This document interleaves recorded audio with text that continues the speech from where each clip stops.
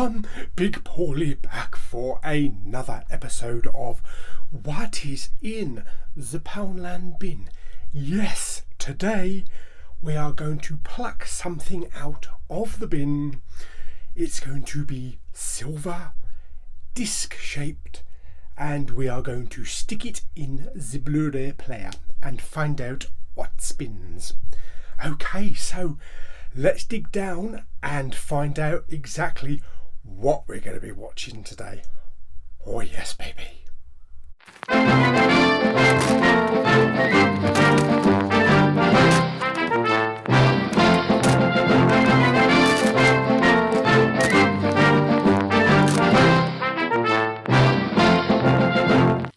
in the Poundland bin? Hello, Poundland bin. How are you today? Are you ready to go spinning? Let's do it.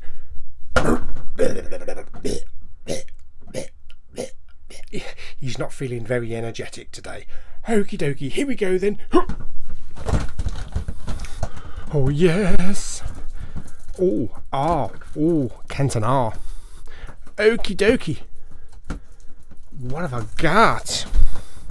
Oh, yes, baby. Oh, what have we got? Okie dokie. Would you believe it's another sealed one? Oh yes.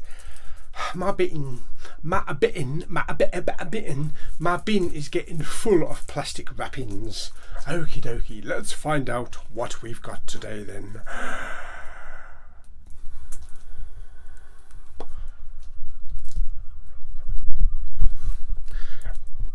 What? Okay. Ooh, okay. Gus Van Sant, director of Good Will Hunting. Fantastically entertaining. Matt Damon, John Krasinski, and Frances McDormand. That's the best Frances McDormand impression I can do. What have we got? Looks like a day on the farm. Promised Land. Oh, I think I remember picking this one up with Lulu on the Great Poundland Hunt, I'm pretty sure. Screenplay by John Krasinski and Matt Damon. Wow, that might be good. What's this about? Corporal Salesman has been dispatched to a rural town of McKinley with his sales partner to offer much needed relief to the economically hard hit residents in exchange for drilling rights to their property. Okie dokie. So we've got some drilling going on. Okay, well, let's get the wrapping off, stick it in the player, and find out where this promised land is. Why do I always end the pitch on one of these weird, wacky one-liners? Oh, it's so corny.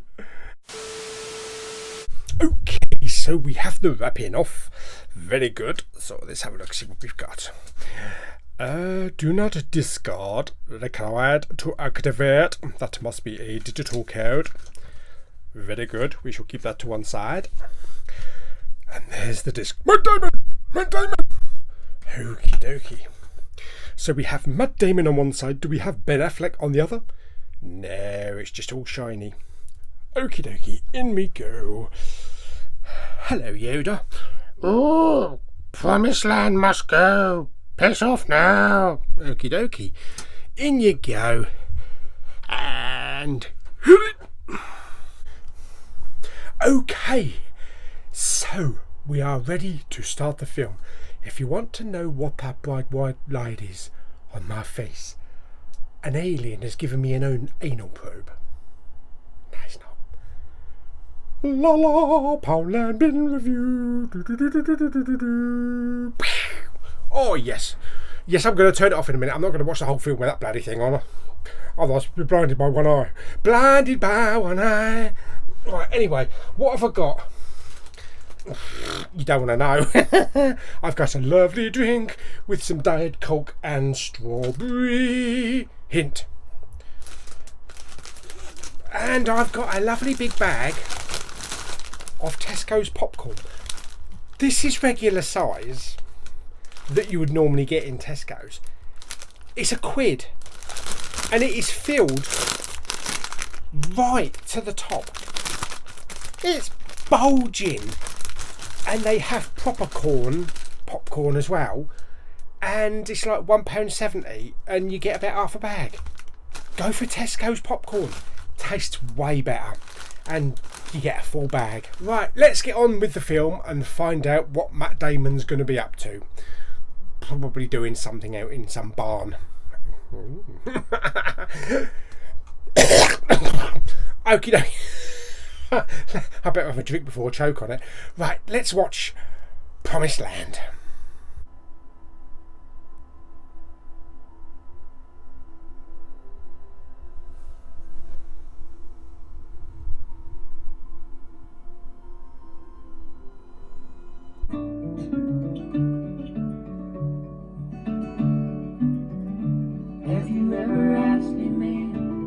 Okay, so Promised Land, yes, fairly interesting.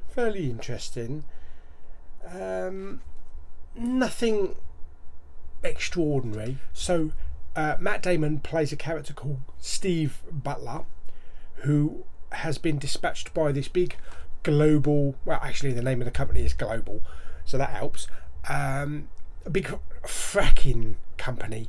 They want to go to this little rural town called McKinley, and they want to dig for or frack for natural gases and all that kind of shit, clean gases. And accompanied by Frances McDormand, their job is to persuade the townsfolk into signing contracts that allow them to actually do this digging, this fracking. And they'll get a certain percentage, they'll get a bulk load of money, and they'll get a certain percentage for however much they actually dig out of the ground. There are a few willing participants who are straight in with the pen, I'll sign here, but there's also a few people that are reluctant to sign until they see further information, and concerned townsfolk, including the local school teacher, the science school teacher played by Hal Holbrook, who questions the motives of this big global corporation and what damage will it cause to the environment and exactly how much money they'll get and all that kind of stuff. And just when things are going pretty well for Matt Damon, a slick environmental activist played brilliantly by John Krasinski comes into town and starts to throw doubt into everybody's minds and tries to misguide the townsfolk into doubting whether or not they should actually do this by giving them information about cows that have died and stories of barns and land that's died, from other little towns that this has happened to. And quite a few people take to his side, not wanting to sell because they think it's too dangerous, and some are like, that we're not getting enough money for this. And the townsfolk that he's got support from are happy to have these placards on their front lawns: "Go home, Global, we don't want your fracking around here. We don't want your fracking around here." And on the placard is pictures of dead cows and a barn and all that kind of stuff. And there's one vital mistake that's been made on the placard. And Matt Damon's character spots something not quite right with this photo, with all these cows, and it throws a lot of doubt and shows the image on this photograph, on this placard, is not exactly what it appears to be, and that there's an ulterior motive behind it, which does become clear towards the end of the film with a nice twist. So not bad. The cast are pretty good in the film. Matt Damon, pretty good, pretty strong character. Starts to get to know some of the characters, in the town, tries to make friends, especially with a local woman played by Rosemary DeWitt. And also John Krasinski is pretty good. And this is way back. This is way preceding A Quiet Place. I think this is 2012, so a good old 7 years ago. But yeah, it's pretty good. So this must be like one of the first movies maybe coming off The Office, or while doing The Office, and also Frances McDormand, who's always just Frances McDormand. She's a bit like Hugh Grant. They're the same character no matter what film they're in. But yeah, it was pretty good. It was not bad. Okay, so the running time I think was 1 hour and 42 minutes. So not bad. It wasn't boring. It was interesting. It kept me interested in what was going on and the communication between all the townsfolk and all that kind of stuff. Acting was pretty good, as I say. The picture quality, okay, pretty good. It's HD Master Audio 5.1, which was upscaled, and the actual picture framing, I believe, was 185. I believe it was 185. Yeah, because it filled the entire screen. So no black bars or anything like that. The picture quality was okay. It was all just like, rolling grass and like a little mid-town in USA, that kind of thing. Yeah, the countryside and all that kind of stuff. Sound was okay, nothing extraordinary. There was a bit of a problem with the sound about 20 or 30 minutes in. The dialogue kept going quiet and then loud and then quiet and then loud.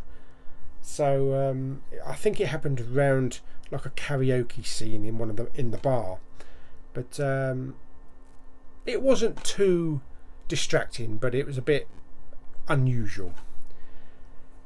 There were 2 special features, including an extended scene and a making of Promised Land, so that's not bad. And was from Gus Van Sant, director of Good Will Hunting. So not bad, not a bad film. I wouldn't say that it's going to be a film that I'm going to continuously watch. It's kind of like one of those one-offs, I think, because now also, with the twist on the end, so I don't think it's a film that I'm that eager to actually go back to, even though it didn't bore me. It was interesting, but it's not one that I'm going to repeat review. So how would I rate it then? On a scale of 1 to 10, I'm going to rate it 6.5. It did keep me entertained, but it was nothing special. So yes. So what we're going to do with it, is it going on the shelf because it's my demon, or is it going in the overloading, exploding recycling bin? Let's find out. Okay, so there we are with the shelves, and there's all the keepy ones, and look how overflowing that is. I'm going to have to get a bigger bin or get rid of them. Yes, we must pick where these discs are going, but for the time being anyway, this one is going to join them. That's it, folks.